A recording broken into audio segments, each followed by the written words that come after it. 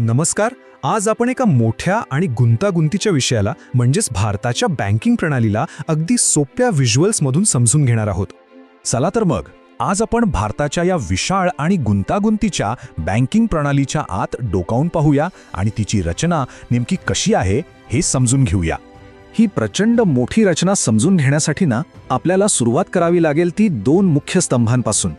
अगदी वरच्या स्तरावर पाहिलं तर भारतातील प्रत्येक बँक मालकीच्या आधारावर या दोन प्रमुख प्रकारांपैकी एकामध्ये मोडते. ही संपूर्ण प्रणाली दोन मुख्य भागांमध्ये विभागलेली आहे. एकीकडे आहेत सार्वजनिक क्षेत्रातील बँका ज्यांची मालकी सरकारकडे असते आणि दुसरीकडे आहेत खाजगी क्षेत्रातील बँका. ठीक आहे, चला तर मग पहिल्या स्तंभात म्हणजे सार्वजनिक क्षेत्रात काय काय येतं ते बघूया. आता हा प्रकार म्हणजे फक्त एकच गट नाहीये. यात आपल्याला स्टेट बँक ऑफ इंडिया आणि तिच्या सहयोगी बँका, इतर राष्ट्रीयकृत बँका आणि प्रादेशिक ग्रामीण बँका हे सगळं बघायला मिळतं. आणि एक इंटरेस्टिंग गोष्ट म्हणजे अनेक विलिनीकरणानंतर जसं की स्टेट बँक ऑफ सौराष्ट्र आणि इंदूरचं SBI मध्ये विलिनीकरण झालं, त्यानंतर या प्रमुख सार्वजनिक बँकांची संख्या आता 26 वर आली आहे. चला आता वळूया खाजगी क्षेत्रातील बँकांच्या वैविध्यपूर्ण आणि नेहमी बदलणाऱ्या जगाकडे. खाजगी क्षेत्रातही आपल्याला दोन मुख्य गट दिसतात. एक म्हणजे भारतीय मालकीच्या बँका आणि दुसऱ्या म्हणजे परदेशी मालकीच्या बँका. आता आपण भारतीय खाजगी बँकांबद्दल अजून खोलात जाऊन बघूया. यामध्ये आपल्याला तीन वेगळे प्रकार दिसतात आणि प्रत्येकाची एक स्वतःची वेगळी कहाणी आहे. यातल्या जुन्या खाजगी बँका म्हणजे या प्रणालीतल्या एकदम अनुभवी खेळाडू आहेत. ह्या अशा बँका आहेत ज्या सरकारने 1969 साली बँकांचं राष्ट्रीयकरण सुरू करण्याच्या खूप आधीपासून अस्तित्वात होत्या. मग येतात नव्या खाजगी बँका.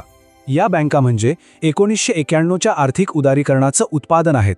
बँकिंग क्षेत्रात अधिक स्पर्धा आणण्यासाठी नरसिम्हन समितीच्या शिफारशीनुसार त्या तयार केल्या गेल्या. आणि मग तिसरा प्रकार आहे स्थानिक क्षेत्रीय बँकांचा. या एका खूप खास उद्देशाने तयार केल्या गेल्या होत्या. ग्रामीण भागातील लोकांची बचत गोळा करायची आणि तीच बचत गुंतवणूक म्हणून त्याच भागात उपलब्ध करून द्यायची. या बँकांचं कार्यक्षेत्र खूपच मर्यादित असतं. विचार करा, फक्त 3 एकमेकांना लागून असलेल्या जिल्ह्यांपुरतंच त्यांचं काम चालतं. म्हणूनच त्या लहान प्रमाणावर काम करतात. अशी बँक सुरू करण्यासाठी किमान 5 कोटी रुपयांचं भांडवल लागतं. आता परदेशी बँकांबद्दल बोलायचं झालं तर स्टँडर्ड चार्टर्ड, HSBC आणि सिटी बँक यांसारख्या बँकांची भारतात बरीच मोठी उपस्थिती आहे. पण एक गोष्ट लक्षात घेण्यासारखी आहे, ती म्हणजे यापैकी कोणत्याही बँकेची ग्रामीण भागात एकही शाखा नाही. हे झालं भारतातल्या बँकांबद्दल. पण आपल्या भारतीय बँका परदेशात काय करत आहेत? चला आता यावर एक नजर टाकूया. ही आकडे पाहिले की लक्षात येतं की अनेक भारतीय बँकांनी परदेशातही आपलं चांगलं बस्तान बसवलं आहे. बँक ऑफ बरोडा आणि SBI तर परदेशी कार्यालयांच्या बाबतीत आघाडीवर आहेत. खरं तर आपल्या बँकांची जागतिक पोहोच खूप विस्तृत आहे. त्या तब्बल 47 देशांमध्ये पसरलेल्या आहेत आणि त्यातही शाखांसाठी युनायटेड किंगडम हे त्यांचं सर्वात आवडतं ठिकाण दिसतंय. तर सगळ्यात महत्त्वाचा मुद्दा हा आहे की भारताची बँकिंग प्रणाली एक अतिशय स्पष्ट रचना आहे.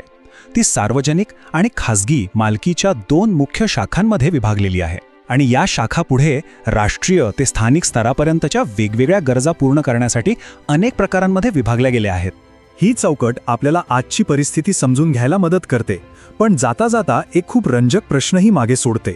सतत बदलणारे तंत्रज्ञान आणि येणारे नवीन नियम यामुळे या रचनेत भविष्यात नेमके काय बदल होतील